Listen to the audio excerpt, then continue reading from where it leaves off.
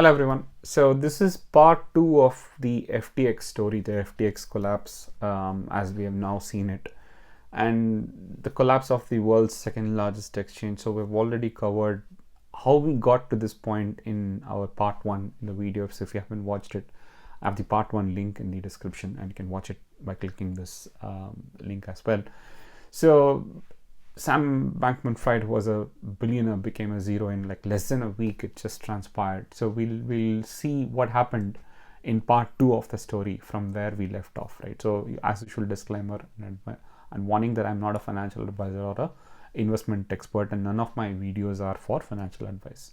And I'm active on Twitter @London. So let's start from the climax of that particular episode, the first episode that I started with the statement that when I made the movie in Tamil, I actually stopped it in that point, and I suggested that it's probably more episodes will come, and that's exactly what happened. So the same day that I released the video, more and more episodes and chapters followed, and so FTX and Alameda Research at that point, from that point onwards, started collapsing and fully declared for bankruptcy and fully collapsed. So, we haven't even seen this kind of a drama in Game of Thrones, and that much of drama happened within a span of like 10 days. So originally, we stopped where CZ had said this from Binance, had said that they're going to acquire SBF, and they were in the process of non-binding LOI, and that's how it looked as if that Binance would be taking over CZ. But as soon as I finished that part in Tamil, the whole thing broke down. Basically, they said that they did corporate due diligence. Binance had said they did corporate due diligence, and they came out and said that the mishandling of customer funds and the investigations that are going ahead means that we cannot pursue the potential acquisition of FTX.com. So the acquisition of FTX.com, world's second largest exchange, would have put CZ and Binance in a superior position, but they said that because of corporate due diligence, they're not going to purchase FTX, which came as a shock or a surprise at that point to most people. A lot of people expected that the takeover would happen because that's how the events were lining up till that point in time. So when this announcement came, it was more chaos that followed, I would say. And this is a very disturbing after story because till that point of time, everybody thought that Alameda Research's main crime was to overuse their FTT tokens, which was similar to what Luna had done, which was technically, from the book's perspective, it wasn't a crime. It was a risk or an unethical operation or a high risk trade. But what they were being accused of now is that they have been misappropriating customer funds. This is like you put your money in a bank like ICICI or HDFC or HSBC, and they take your money and they go to casino and play with your money and lose that money. It's almost as equivalent to that the due diligence and more investigation continue to reveal not only did they issue these FTT tokens and used it for collateral and lending and borrowing, but they basically took customer assets, customer funds, and without their knowledge, completely unethically and a total crime, they had used that funds and lost that funds in trading or high risk trades, perpetual trades for that matter. So before we go further, let's just try to understand what is a custodial and non-custodial wallet. From 2021, I've been explaining about what does it mean between what is the difference between a custodial and a non-custodial wallet. So Binance, WazirX, Crypto.com, FTX, these are all like hybrid exchanges which are custodial wallets, which means that to enable you to buy and sell crypto quicker, they also give you a wallet which is a custodial wallet, which means that you give custody of your crypto to them and trust them with your crypto or your assets. This is similar to how the banks operate, which are custodial holdings of our money with the banks. So there is a bit of trust that we give to the banks. Similarly, in this case, it is supposed to be a safety box. It is completely our assets, but we have given custody of our assets to the crypto exchanges just for safekeeping. Under no circumstances are they allowed to touch our crypto or our assets. That is the understanding based on which you give the crypto to the these exchanges basically. So we talked about, on the other hand, non-custodial wallets like Crypto.com, DeFi Wallet, MetaMask, Engine, Kepler, which we have made demos of in our video, which are all non-custodial, where you have full control of your funds. This is the difference between custodial and non-custodial wallets. And unlike banks, the expectation in a custodial wallet again and again is that the funds are, even though given custody to the exchanges, they are kept safe, and you should be able to withdraw your assets at any point of time. That should be considered like keeping our gold or our jewels inside a safety box. That safety box is meant to be accessed and controlled only by us, even though the custody is with the bank, right? So they are not allowed to sell or withdraw the money or the assets for their own benefit. This is a trust. This is a huge trust that we're putting in these crypto exchanges, and most crypto exchanges have said openly that they don't touch the asset funds and assets of the customers, and they keep a 1:1 reserve. Unfortunately for us, FTX, which was the world's largest crypto exchange, seems to have literally gambled away with all our customer funds and assets. And without the customer knowledge, they have lost all of those assets, or most of those assets, in leverage trading, which means if consolidated people had put $4 or $5 billion worth of assets, now less than $1 billion probably worth of assets is sitting, just as an example. That's how much the damage was eventually, which started getting revealed. And it all started from this corporate due diligence. So everybody talks about proof of reserves and proof of visibility. Right from episode 10, about 2 years back, I kept saying that if you putting your money into a crypto exchange, especially a custodial wallet crypto exchange, they need to keep your money, they need to keep your assets in such a way that it should be like a glass box where you can see it all the time, and it should be a bulletproof glass box, basically I was talking about proof of reserves, where you need to have visibility of the fact that your assets are being kept safe, right? So this is where Crypto.com or Binance, everybody started publishing their cold wallet addresses and said that we have 1:1 customer assets, and we will provide audited proof of reserves. And there are some exchanges like Gate.io, for example, who had long time back, they had published a concept called Merkle tree proof of reserves, which are all industry standard things that should become common for all the exchanges. But unfortunately, FTX did not have any of this in practice. So we go back to this proof of reserve, we'll go back to it again. But after everything turned out, SBF basically confessed in a long written apology that they had misappropriated customer funds, and they were in fact nearing insolvency for their exchanges.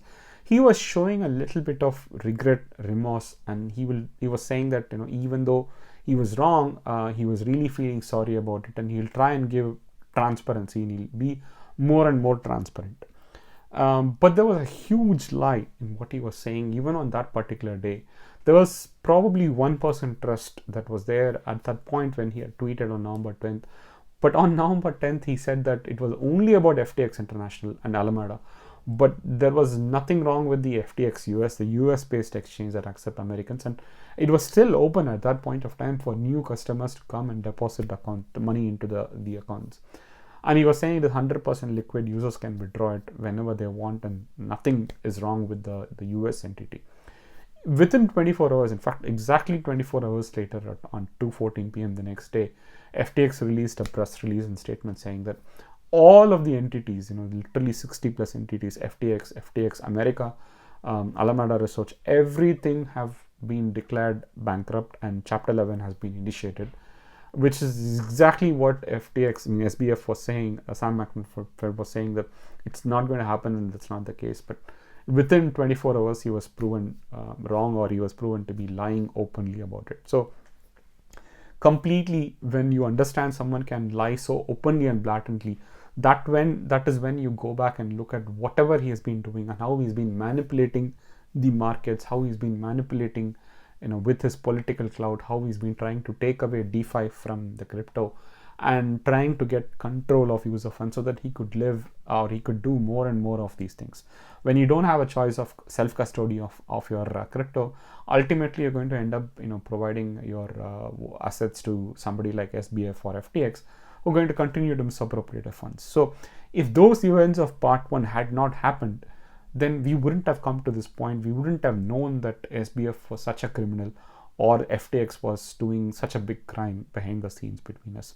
So in fact, at this point, then you are actually thankful to all of the events that happened and that led us to this point, that at least now, before SBF grew even further, before FTX became even bigger of an exchange, at least now we were able to understand the truth behind what was happening actually in FTX and SBF.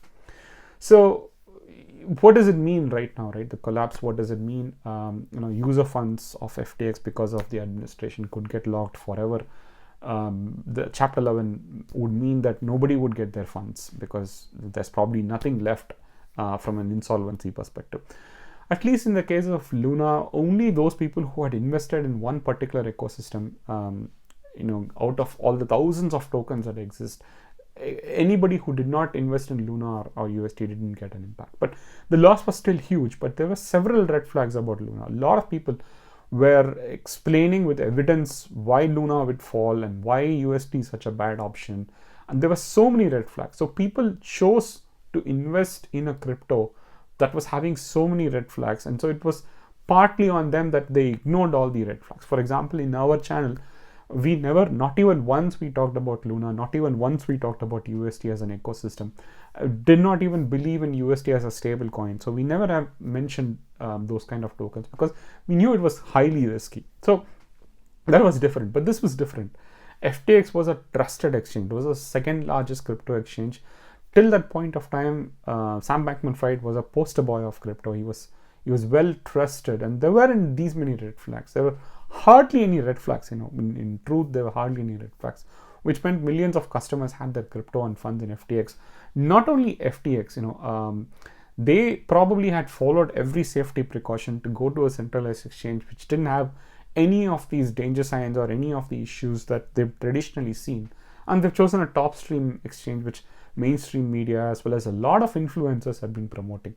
Again, FTX is another exchange which we've never talked about in our videos because personally I have only talked about those exchanges that I have used, and we'll come to it and again in a minute. But this eventually means that this is the biggest black swan event for crypto, and it's again only going to get worse because all the lenders who've lent money to Alameda Research, everybody is going to go for a collapse because nobody is going to recover their money from FTX or from Alameda Research. So what can we do now, and what am I doing? So like I talked about, right, centralized exchanges perspective, there are only a few centralized exchanges that I personally have my funds in. So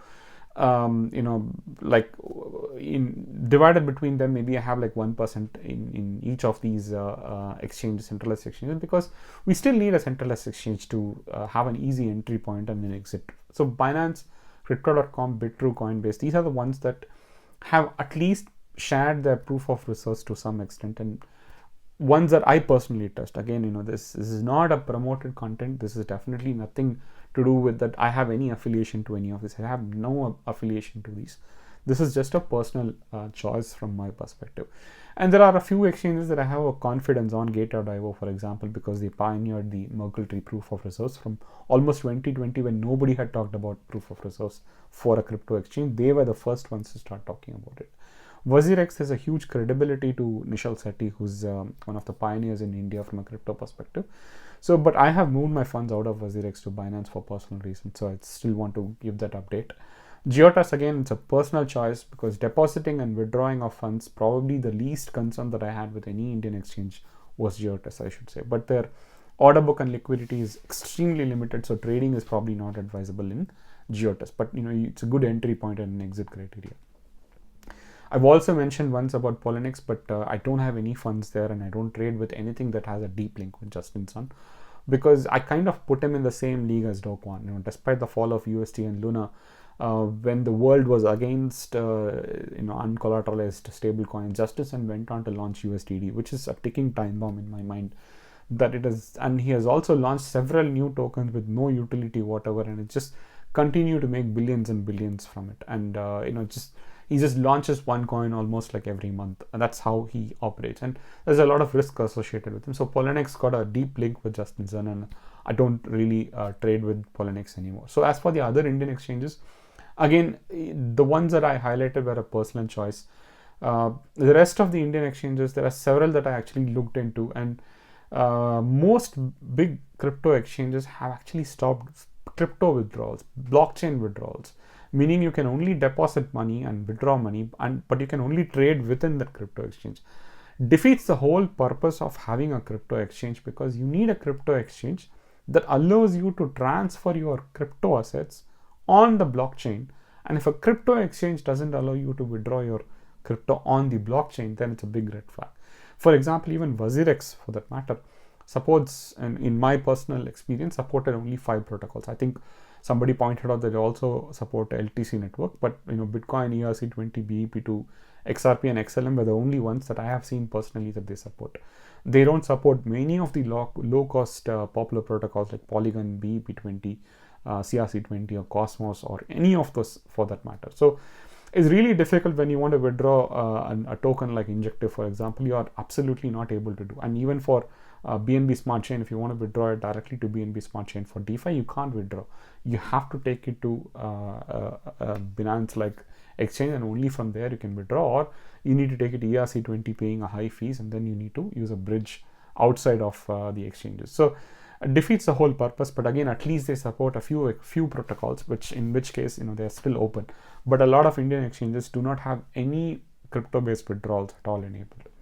Again, in full disclosure, 90% of my funds are in DeFi wallets. And what are the non-custodial wallets that I use?